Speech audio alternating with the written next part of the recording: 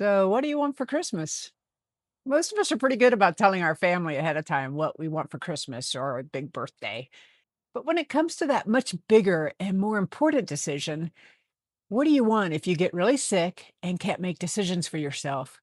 All of a sudden, the cat's got our tongue, like we are strangely silent. We put the burden of that huge decision on our kids or spouse or significant other or whatever friend or family is there for you.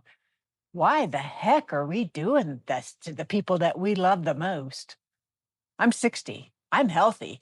This is exactly when I should be having this conversation.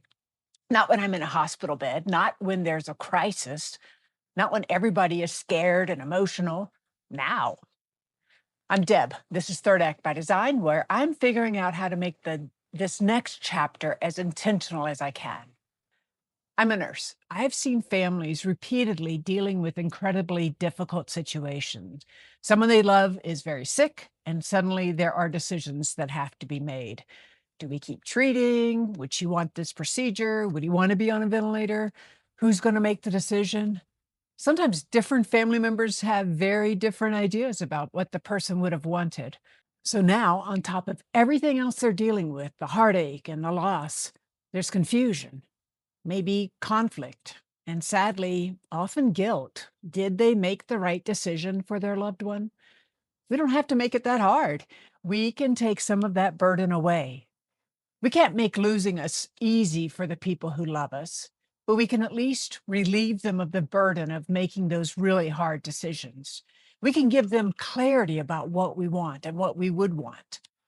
My mom died when she was 62. She'd had breast cancer for about 10 years, and she fought hard. She, of course, got all the treatments. She tried what was available to her at the time. She wanted to live, but she had also told us repeatedly that she wanted to know when it was time to stop fighting. And when there weren't any more meaningful treatment options, she wanted to be at home with hospice. We knew that. We had known that for years. So when that time came, we weren't trying to figure out what mom would want. We knew, and we were able to honor her wishes. That certainly did not make losing her easy, but it made a very hard time a little less hard. And I think that's one of the greatest gifts we can give the people who love us. Don't make them guess. When I started researching this topic, I found so many videos and articles giving adult children guidance in how to talk to their aging parents about end of life wishes, how the kids can bring up the topic, how to get mom and dad to talk, what questions to ask, how to handle it if your parents don't want to discuss it. Why the heck are we putting this on our kids? I'm the aging parent. Why should my kids someday have to figure out the perfect way to approach me about whether I want CPR or life support, where I want to spend my final days? I can start the conversation myself. And if we're fortunate enough to be healthy and able to clearly think now, then it's our responsibility. This is part of designing our third act. These conversations don't have to happen all at once. You don't need to call a big family meeting tomorrow and spend 4 hours discussing every possible scenario, but start somewhere. What matters most to you if you become seriously ill? Who do you want to make the medical decisions for you if you can't make them for yourselves? Would you want to be at home if that were possible? What does a good end of life even look like to you? You may not know all of these answers yet, and that's okay. The important thing is to start talking and then keep talking. This isn't a conversation we have one time at 60 and then we're done. What I want today might look different than what I want at 70 or 80. My health might change.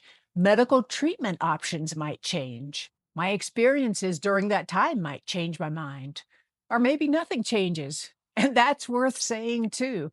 Hey, remember when we talked a few years ago? I still feel exactly the same way. The more normal these conversations become, the less frightening and the less awkward they have to be. And yes, eventually we need to do the paperwork, advance directives, a medical power of attorney, wills, financial information, all of that. I'm going to talk about those things in future videos because there's way too much to cover here. But there's something incredibly simple we can do right now. Talk to somebody. And when you do complete the paperwork, make sure somebody knows it exists. The world's greatest advance directive isn't going to do you any good if it's sitting in a file cabinet and nobody knows it's there. And if you're watching this and thinking, I don't really want to talk about this right now, maybe it's worth asking yourself, is thinking about death making you uncomfortable? Maybe you've had experiences that make this particularly difficult. Maybe you don't know what you believe or even what you would want. That's okay. But avoiding the subject doesn't make it go away. It just means that someone else may eventually have to deal with it without your guidance. Talk to somebody you trust, a counselor, a member of the clergy, a pastor, a priest, your doctor, a friend, your spouse. You don't have to figure it all out by yourself. When I started Third Act by Design, I was thinking about how I wanted to live this next part of my life. What do I want to do? What do I still want to learn? Where do I want to go? Or who do I want to be during these next 20 or 30 or maybe more years? But I'm realizing that designing our third act means thinking about the whole act, including the ending. And that doesn't feel depressing to me. Actually, I think it's the opposite. End of life planning is about living intentionally. It's making thoughtful decisions while we're still able to make them. It's telling the people we love what matters to us. And it's taking responsibility for something now so the people we love aren't forced to figure it out on their own later. So let's get our shit in order. Let's have the conversations. Let's do the paperwork. And let's make sure somebody knows where that paperwork is. Don't wait for your kids to figure out how to have this conversation with you. Start it yourself. That's part of designing your third act, too. Thanks for sharing a few minutes with me today. And if this resonates, if you like this kind of content, please like and subscribe to continue our journey together.